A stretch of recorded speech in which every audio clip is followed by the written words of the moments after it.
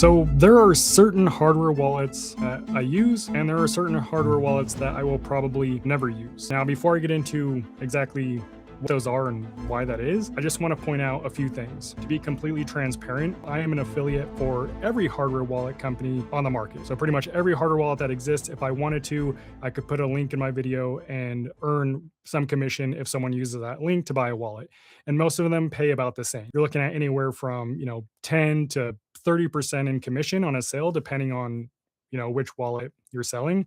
Obviously, if the wallet is more expensive, you have the potential to make more money. So it has nothing to do with money. The second thing that is unique to me is, I've been reviewing wallets for at least the last like 4 years, 3 years on YouTube. And I have worked somewhat closely with a lot of these companies. And by closely, I mean like I'm talking to a lot of the people, I'm in Telegram groups with some of the CEOs and with parts of their teams, and I'm emailing some of these people. And a lot of my interactions, or I shouldn't say a lot, but some of my interactions with some of these companies have just been off-putting. I don't expect everyone to agree with me on these wallets that I choose not to use, and that's okay if you don't agree. This is just like a gut feeling that I have, and it's the main reason why I don't use these wallets. Also, my opinion could change, right? If a wallet changes something that I don't like, or something like that, then maybe I decide that, oh, okay, they were willing to work on this or fix this. I'd be willing to use this wallet now. So, and that's the important thing is like you can you don't have to be you don't have to be loyal to one brand, right? If one brand does something that you like or one brand does something that you don't like, guess what? There's 30 other brands that you can go and choose from. That said, I want to get right into it. So the first wallet, and I one of the reasons why I don't talk about it on this channel is the Decent wallet. So Decent, specifically, this one is a biometric wallet. They also have a card version. So the main reason I don't use Decent is because it is 100% closed source. Now, there's a whole argument of open versus closed source. Having an open source wallet doesn't instantly mean something is more secure. Having a closed source wallet doesn't mean that it's not secure. But there are definitely trade-offs between the two. But with Decent, just a couple notes. And again, these are just my feelings. The company's based in Korea. It's a small company. I talked with the team. I asked them if they had any plans of open sourcing any parts of the wallet because currently the firmware is closed source. The app is closed source. Like literally, we don't know anything about how this wallet operates except for what they tell us. So, in theory, and I'm not saying this is the case, I'm just saying in theory, which there's a lot of theories in crypto, if Decent had a backdoor, we would have no way of knowing that. And the security researchers, have no way of knowing that because they can't audit the code. So that's my main thing with Decent. Kind of where it's made, Korea. It's a small company and it's 100% closed source. And they said they don't have any plans to open source the wallet. It's really as simple as that. I know a lot of people like using Decent. Maybe it's a good user experience, whatever it may be. If you like it, fine, that's okay. That's the reason I don't use it. And it's really as simple as that. I don't think this next wallet needs any explanation, or I should say wallets, but cold card completely out of the question at this point. I don't care if you reset your seed phrase and you generate a new one by rolling dice 100 times, and then you set up a passphrase and then maybe multi-sig. If you're still using cold card, I don't know what to tell you. At this point, it's looking like this could have been an inside job, and even if it wasn't, I mean, does it really matter? I mean, they failed at the core foundational job, the one job that a hardware wallet has, the one important job, which is good entropy, right? It failed to create a secure seed phrase. And as a result, hundreds of millions of dollars in Bitcoin has been lost. So at this point, I don't think personally for me, there's no going back to cold card. And to be quite honest, I never used cold card in the first place. I've never recommended cold card on this channel. That's not to say that I'm like, I knew the future that, like, oh, look at me. It's just a wallet that gave me that feeling. Again, a lot of this stuff is just a gut feeling for me. I didn't use cold card because there's just something about it that turned me off. It was just an intuition thing. And, I just happened to be right. So cold card, I don't know if they will exist as a company. I don't know what they could do to kind of turn around what happened, or if they can turn that around. I know some people are still using cold card. I will personally never use cold card. And if you were a cold card user, I don't recommend using them moving forward. That also brings up another point that I wanted to touch on, though. The interesting thing about cold card and kind of why that vulnerability went unnoticed for 5 years, or one of the reasons I should say, is because cold card it's a smaller company, right? It's not super popular. It's popular within the Bitcoin maxi community, but if you just ask like someone like a normie, who's just kind of like just thinking about getting into crypto, or who is more new to crypto, if they do know about hardware wallets, they're going to know the top brands. Top brands would be Ledger, Trezor, and probably Tangent at this point. Like those are the popular ones. The interesting thing about that is the mainstream wallets are the ones that get the most scrutiny, which means those are the ones that security researchers are probably giving their attention to. And that's why, like Ledger security team, they have found vulnerabilities in Trezor and in Tangem, and even some in Cold Card. But it's just the ones that are more popular are going to be reviewed more often, very likely, and heavily scrutinized because it's probably what most people use. And if someone were able to, if a white hat hacker or a good hacker is able to find a vulnerability, and a lot of these companies like Ledger and Trezor and Tangem, they have bug bounty programs. If they find a vulnerability and share it responsibly with the company, they'll get a payout. They'll get money for sharing that vulnerability. Likewise, if a bad hacker were to exploit one of the more popular wallets, it would probably be it'd be more rewarding because more people hold crypto with those wallets, so the payout would be bigger. So it's just an interesting thing, and it's not like a guarantee, but in my opinion, like using a smaller, lesser known company that might not be as scrutinized could maybe be more of a risk. You could also say the opposite is true because hardware wallet companies, because certain ones are popular, and because they are more scrutinized, well, maybe it's more likely that someone will find a vulnerability in it and exploit it. So it goes both ways. I'm just sharing kind of ways that I'm thinking about this space and kind of trying to navigate,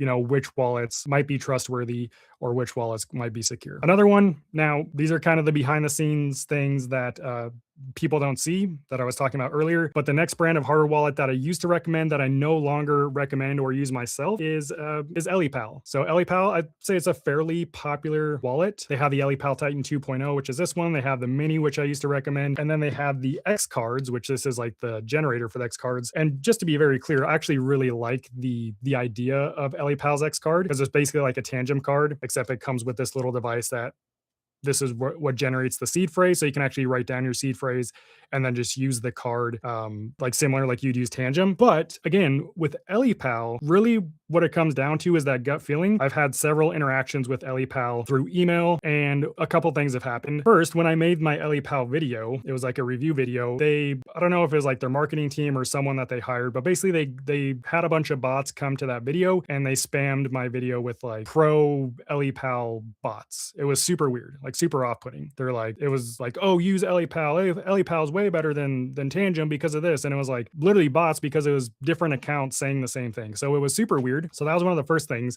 Another thing that happened is I got an email one night from EliPal. I think it was like they were talking about Ledger or something. And they basically said in the email that Ledger, the wallet had been hacked, which was a straight up lie. And so I called them out on the lie. And the reason they were telling that lie, or the reason they worded it the way they worded it, is to try to get me to sell their wallets instead, like to make videos and sell their wallets. And I was like, did you literally just lie to me? And they're like, no, it wasn't a lie. And then pretty quickly they changed what they're saying. They're like, oh, you're right. I shouldn't have said that. And keep in mind, this all happened within like a 15-minute window. The person I was emailing, they're like, oh, my boss has reprimanded me, and I won't be the main contact anymore. It was super weird. And then they're like, how about we send you a gift pack to kind of make up for lying to you? And I was like, what the heck? It was the weirdest thing and really unprofessional. And again, maybe you don't care about that. To me, though, that's weird. To me, that was off-putting. And when I have 30, 40 other brands to choose from that don't seem off-putting like that, I'm going to go with those brands first. So even though EliPal might have like some decent wallets, I like the EliPal X cards. I don't really like the 2.0 or the Mini so much anymore. But even though they have decent products, for me, my experience with them, that was enough for me to and I told them, I was like, hey, I'm not going to recommend your products anymore because this was super weird, and I don't feel comfortable doing it. So that's just my personal thing. Again, these are just, if you want to use EliPal and you feel comfortable using it, that's completely fine. I go with my gut feeling. The next one, kind of a similar story, maybe not as known as a wallet either, is going to be CipherRock. So CipherRock, it's a card-based Shamir backup. It's kind of like, it's supposed to be like Tangem, except again, it comes with this device that kind of allows you to manage the seed phrase. It's kind of like a multi-sig setup. I haven't used it for a really long time, but CipherRock is a similar situation, and take this with a grain of salt, but CipherRock is based in, I believe, New Delhi, India, which I'm not saying is a case. I'm just saying like that area of the world is really popular for scammers and software scammers. And basically they started spamming my social accounts heavy. So YouTube, X, Reddit, like all my accounts on those platforms, I started getting a bunch of bots just like all about Cypher Rock. And I called him out on this, and he's like, "No, that's not us. We're not doing that." And then it went from "No, that's not us" to maybe it's a third party company that we're working with. And then a few months later, it's like, "Oh, are you still noticing that spam showing up?" And it's like, okay, so it was you. If you just could have admitted, you hired some sketchy marketing company to go and spam my channel, then maybe that would have been a little better. Maybe if you were more transparent about what was happening, I would have felt more comfortable. Unfortunately, they were already a new company as is, and they're already based in a part of the world that's known for scams. So I was already kind of skeptical. And then that happened, and I was like, okay, I don't feel comfortable using this product, and I don't feel comfortable recommending it, which is why I don't recommend CypherRock. Again, these are things that happen behind the scenes that users will probably never experience unless maybe it's through like customer service chat or something. That's my reasoning for not wanting to use CypherRock. Like I said, to be fair, I haven't looked into CypherRock lately on what they're doing. I think they're open source. I don't remember for sure, but again, they are a smaller brand, and they did kind of throw me off. The next hardware wallet, and this is one that's being pushed a lot right now, especially after the cold card hack, but another one that I refuse to use, at least at this point, is BitKey. I believe they've come out with a new one, but it works pretty much the same. So BitKey, it's a multi-sig wallet. And the reason that I don't feel comfortable using it is because it's not true self-custody. And self-custody means you are in full control of your keys, and you're not reliant on the company or any third party at all to manage your crypto. BitKey is what's known as collaborative custody. So it's a multi-sig wallet. The key is basically split into three parts. One part is stored on the physical BitKey device. The other one is stored in like your Google Cloud or whatever using your phone. And then the other one is stored on BitKey servers. Now you only need, two of those three pieces of the key to access the wallet and such. But the main turnoff with BitKey for me is if BitKey, the company, disappears, they have what's called like the emergency exit kit that basically allows you to still manage your crypto, but you would still need a working BitKey device to move your funds. This has been verified by the BitKey team. Clay Garrett, I believe is his name, who is the lead at BitKey. He said that is correct. It does require an operating device, though they are currently exploring ways to add redundancy here. But to me, that's not true self-custody. And that's exactly why, like with Tangem, I don't recommend or feel comfortable using Tangem without a seed phrase, because I don't want to be solely reliant on a device to access my crypto. Things happen. We could lose it. It could get damaged, right? So and I know it's not the best option for everyone, and I know there is a better solution. I don't believe BitKey is that solution, but I do like knowing my seed phrase, because even if BitKey disappears or Tangem disappears or whoever disappears, I can take my seed phrase and I can go use it in any other wallet for the most part. With BitKey, that's not so easy. Now, I believe there is a market for BitKey, just like there's a market for people using crypto exchanges or institutional custodians like Caleb and Brown. Like obviously there's a market for all these things. I'm just saying for me personally, it's not something that I'll feel comfortable using. It's probably not something that I'm going to recommend, because if you've been watching my channel, if you know me, I am all in on self-custody. I don't keep crypto on any exchanges. I don't keep crypto on any institutional custodians like Caleb and Brown. Doesn't mean I don't use those platforms.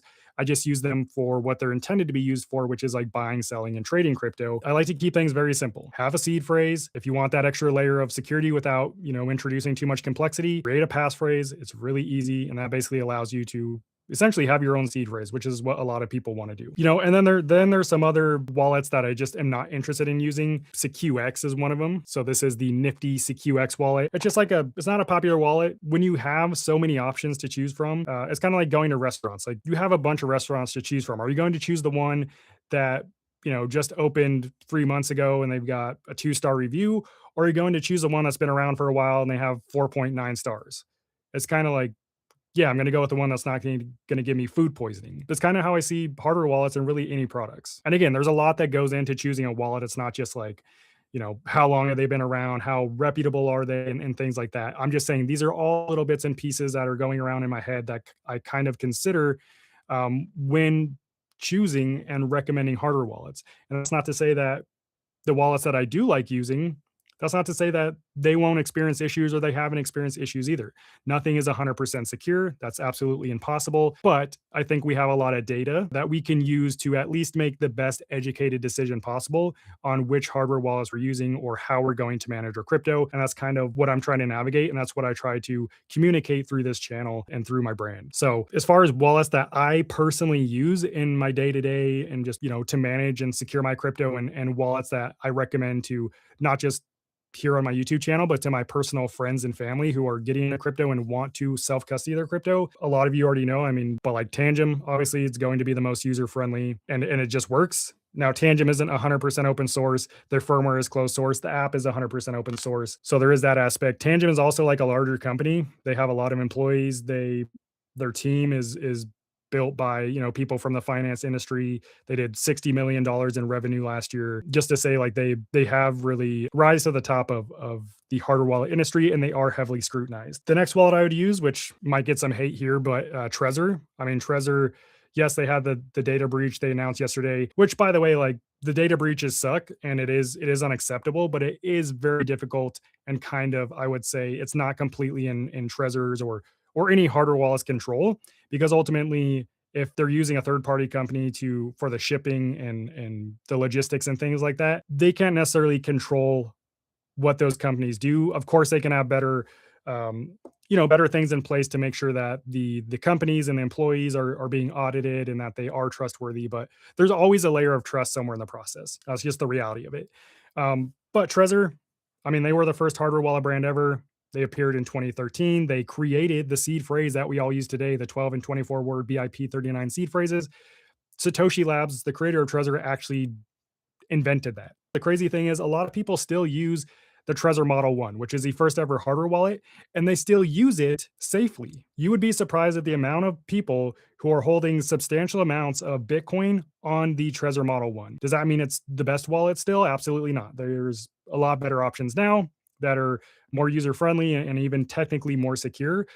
But another crazy thing about Trezor and the Trezor Model 1 and even the Model T is they're still going to offer support for the Trezor Model 1, which again was released in 2013, for the next 10 years, which is insane. You won't find that with any hardware wallet or any hardware company like Apple or anyone like that. They're not going to support updates for 10, 15, 20 years. It's just not a thing. But Trezor is, and that's something that I respect. But more specifically, the Trezor Safe 7, it's Trezor's first ever wireless wallet. You can use it with your phone and computer. It has an encrypted Bluetooth connection. It's got 2 secure element chips. It's open source. I mean, and it's Trezor. Trezor, I think, is, if anything does happen with Trezor, they've always been extremely transparent and quick to share what's happening. Like with the data breach, they said, hey, we're sorry. This is what happened. I'm not saying that makes up for it. I'm just saying there are some companies that aren't as transparent and they don't own up to their mistakes. I think Trezor does. And then the next one which is the first hardware wallet company that I started using and that kind of kicked off the Cyberskrilla brand, is Ledger. I started with the Ledger Nano X. I still have that Ledger Nano X today, my first ever hardware wallet. It still works, even though the battery has failed. I can plug it in and use it. Obviously, Trezor has a lot of scrutiny around it too, rightfully so. They've had multiple data breaches. They've had the Ledger Connect Kit issue, which was a software bug that a lot of crypto platforms used, and as a result, a lot of people, I think, lost crypto. But their hardware wallets have always been secure, which is ultimately what I'm looking at here. And the usability is there, right? Like you power on a Ledger wallet, it literally walks you through, hey, this is your Ledger wallet.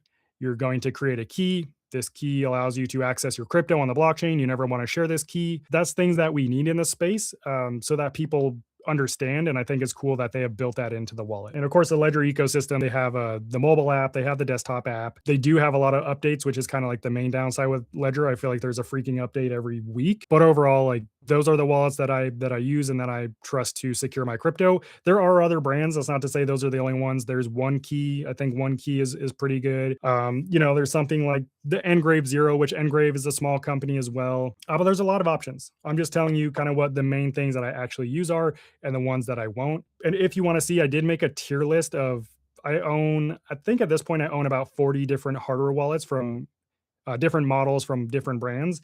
And I did a rank video where I ranked all of them on a tier list from S to, I don't know, like F or something, or D, whatever it may be. And that video I linked down in the description of this live stream. So if you want to go watch and see kind of where I rank these wallets, you can see in that video. Also, I linked the Tangem, Ledger, and Trezor. I linked down in the description, which they're all having some kind of promo right now. Tangem, you can get 20% off plus free Bitcoin using my link. Ledger, you can get $10 to $20 in free Bitcoin using my link only. You won't find that on their website. And then Trezor still has the 10% off sale going if you use my link and then add the code extra 10. at checkout, you get 10% off your order. So all those deals are going on right now, linked down in the description. I'll make sure to post my cold wallet tier list right here so that you can watch it as well.